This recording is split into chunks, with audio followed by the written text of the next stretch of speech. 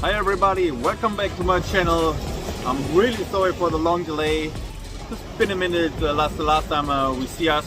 So like you can see in the background, I'm not in Las Vegas anymore. Just to give you a small fast recap. So I stayed in Las Vegas for 3 months roundabout. Then they announced that the WSOPE will happen in the end of the year.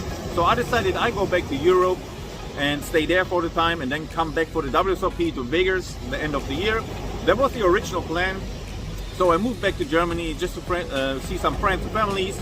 And then after a couple of weeks I decided, okay, I moved to Malta, somewhere in the Southern Europe area, and then spent the summer there and then coming back end of the year. That's what I did. But unfortunately, like you can see, this is still not Vegas. So I didn't move to Vegas for the WSOPE because all of the restrictions for the Europeans to travel to US. So I shifted my plan a little bit. So I decided, okay, I skip the WSOPE in Vegas this year, and I will try my luck at the WSOPE in Czech in the King's Casino end of November. And this is my plan and my focus right now. Nevertheless, still I can play poker here in Malta. That was also one reason why I moved here. So I play here 1-2. That's the usual game they play here, but they play pretty deep, so it's quite nice.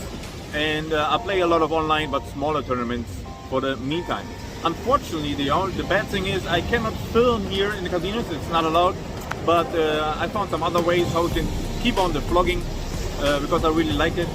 And yeah, the plan right now is, like I mentioned before, the WSOPE in end of November. And this I definitely will vlog, and I will make a lot of hand reviews, and then I will make a whole vlog about WSOPE, maybe 2 or 3, depends on how much hands I do and how much action is giving, and then we see. But I played a lot of 1-2. I played a lot of tournaments. Actually, the first 2 tournaments I played here in Malta in 2 different casinos. Both I won, so it was a good start actually. And the cash game scene is also quite nice. A lot of regular players, a lot of tourists, and yeah, I'm swimming with the fishes, and I'm swimming pretty well to see at least. But more about that coming now.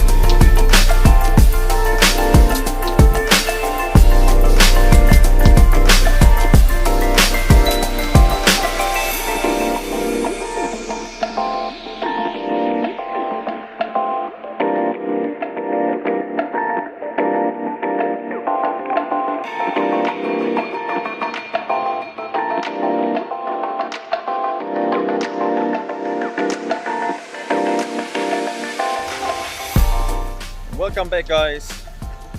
I just arrived at Portomaso Casino in beautiful Malta here. So like I mentioned before, tonight is another poker night. It's a beautiful Portomaso Casino where usually also the Malta Cup is happening. It's a beautiful surrounding. Check this out, it's next to the Hilton. Over there you have the yacht harbor. It's a beautiful scenery here. Usually it's packed of stars and like a lot of poker action, big tournaments, big cash outs. But tonight, smaller tournaments, but actually it's the biggest tournament during the week here. It's a €100 buy-in, 3K guarantee. So usually it's a little bit smaller than what I usually play, but it's the biggest one I can play here on the island so far because of the COVID restrictions. The bad thing is it's also 5-handed only on the tables, but for tournaments it's okay. Cash game, not so good actually.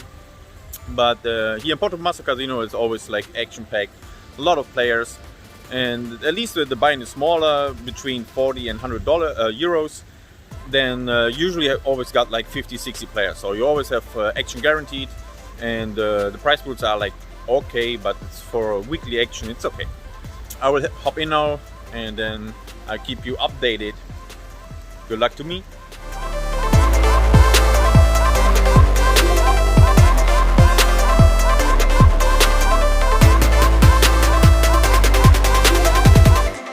Alright, this is the second level. We are pretty deep still. You can see blinds 200, 300, so I'm sitting on shy about 70 big blinds. I'm on a button in this situation. The tournament plays 5-handed and we wake up with kings.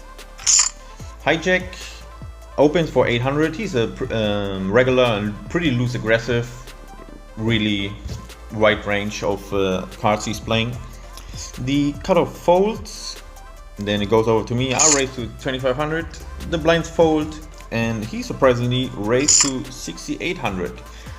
So I can put him definitely on a premium range like 10s plus, but I also can put him on ace king, ace queen, even though ace jack suited, king queen suited.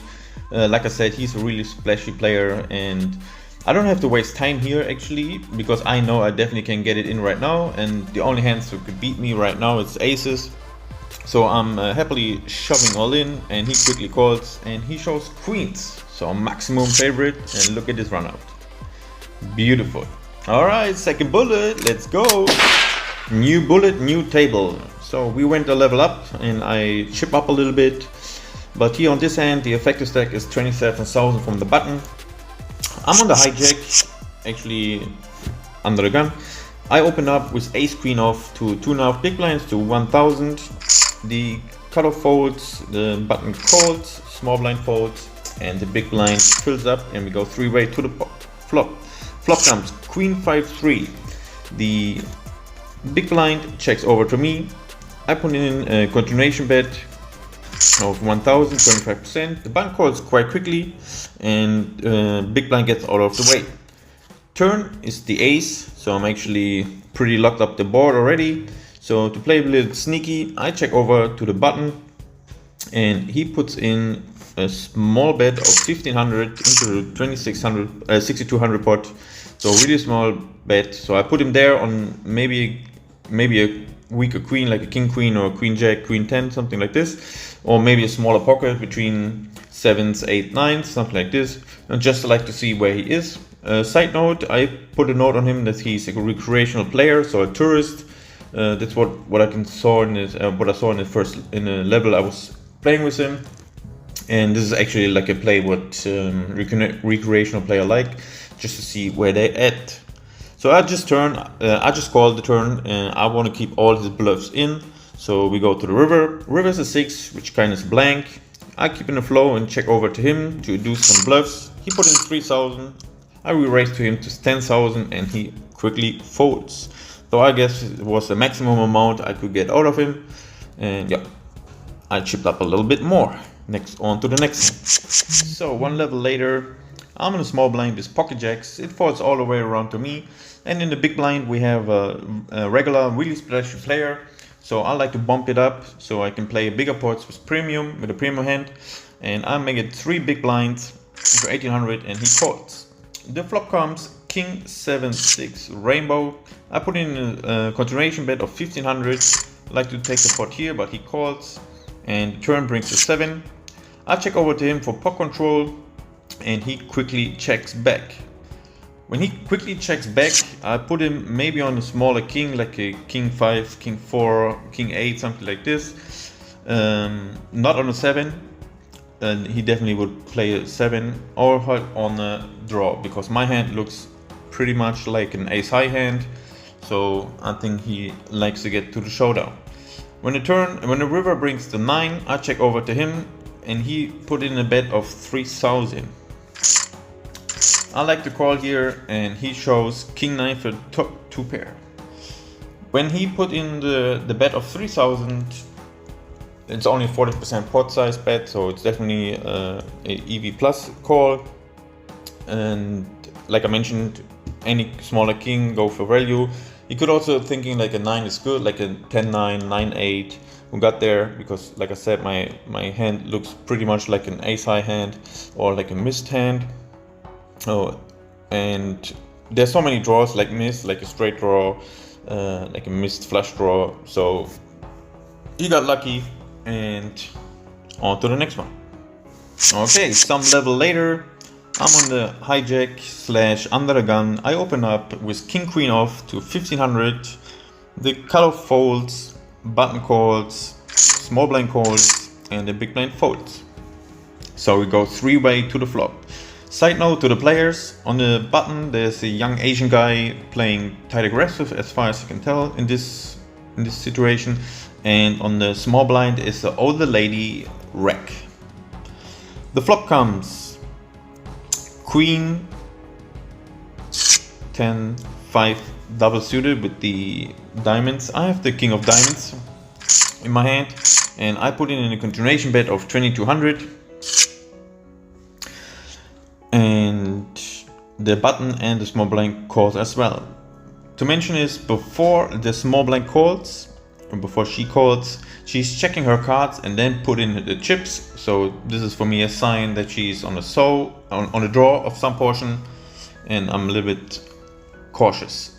The turn comes a very interesting card, the Ace of Diamonds. So now it's the first mistake. She's checking over to me, and instead of putting another bet here, which is 100% continuation bet on the turn, because I hold all the strong aces, I have all the 2 pairs, I have the straights, I have the good flushes, and I definitely want to go for value here as well as semi bluff. And also, if I'm already beat with a smaller flush, I have the betting league and can also check back the river in some case. But I check over to the button and the button checks back, so we go to the river and the river brings a 4. Now the small blind puts in a bet of 5,000 into the pot of 13,000, and here's my second mistake. I call. Definitely the wrong play, especially with someone behind me, but with the king of diamonds in my hand, I definitely have only 2 options. I can either raise, because this small bet of not even 30% of the pot, it's usually a sign of a weak flush draw, weak flush. Is definitely not a bluff in this situation. So she can also hold like ace 10 with the 10 of diamonds in her hand, making 2 pair, or the straight get there even though I block it. But the call is definitely the wrong decision. It should be more or less a fold, but in this case I call, the button folds, and she shows me 9-8 of diamonds. Yeah, I punted off some chips here, but on to the next one. In this hand I'm ace 10 off from the big blind. Under the gun opens for 2,000. The button calls and goes over to me, and I fill up and call as well. Flop comes Jack 10 4 with 2 clubs. I have the ace of clubs in my hand, so I check over to the aggressor. He puts out 4,000. Button folds and I call with a lot of backed up doors. Turn brings the club of nines, 9 of clubs, and I'm thinking about to lead out here because this turn actually favors my big blind range a lot. But I decided to go for a check raise, so I check over to the aggressor, but unfortunately he checks back. When he checks back, I got the idea he's maybe on an ace king, ace queen hand, maybe on a weaker jack like queen jack, maybe like a king 10 hand. And let's see what the river is, and then I can decide from there. The river is a 5, a blank, so I decided to go for like sin value blocker bet, and he quickly calls and shows me the bad news, the kings. So really passive play from him on the turn, which gave me the feeling I'm good, but my river bet is way too thin. So if I want to go like represent like all the straights, all the small flushes, all the 2 pairs, I definitely have to go for big, but polarize my hands and not to go for the sin value slash blocker bet. On to the next one. The next hand is a fun one. It folds all the way around to me in the small blind. I have king 8 in hearts and pretty small stack. It's merit here to jam, but in this case I just call. He checks behind, and flop comes favorable with king queen. I check over to him, and he puts out a bet of 1,600. I check raise him to pretend to steal the pot. He calls, so I put him definitely on a queen, maybe an ace. And when the ace come on the river on the turn, I definitely try to play the part that I try to steal a pot, and I just jam my entire stack 1.5 times the pot. And he quickly calls, because I guess when he holds a king, we definitely split the pot, or any queen or any ace will call me anyway. So he shows me queen deuce, definitely dead on a turn already, even though I make full house on the river, and I can double up here. And then we get to my last hand. I'm pretty short with 19 big blinds on the button with queens. Hijack limbs, I raise it up to 5,200. Even though it's merit to jam here and collect the blinds and the limper, But with the premium hand and all the stakes bigger than me, I like to get at least one caller, so I'm just raising up to 5200, hope that the limper is calling me. But surprisingly, small blind and big blind calls as well, and now the hijack jams. With all the dead money in the pot, of course I jam as well, and now the blinds fold, and of course he shows me beautiful aces. What else? Round is like you can see, and that's it for me.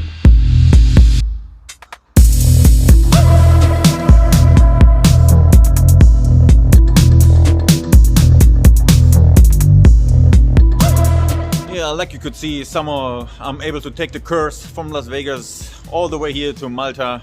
I still lose against aces. If I get busted, then of course it's against aces. Somehow I'm always finding the spots where the aces are hiding and then I run into it. But what should I say, that's it. You can see the results somewhere here. And in the future there will be much more cash game vlogs coming about the Malta scene and Malta in general. It's a really beautiful island. And but the next vlogs will be about the WSOPE in Kings Czech, my biggest tournament I will ever play, the biggest event I will ever join, and I'm really excited, and I will take you on a journey. Thank you very much for watching. Thank you very much for every like, for every comment, and we see you soon. Peace.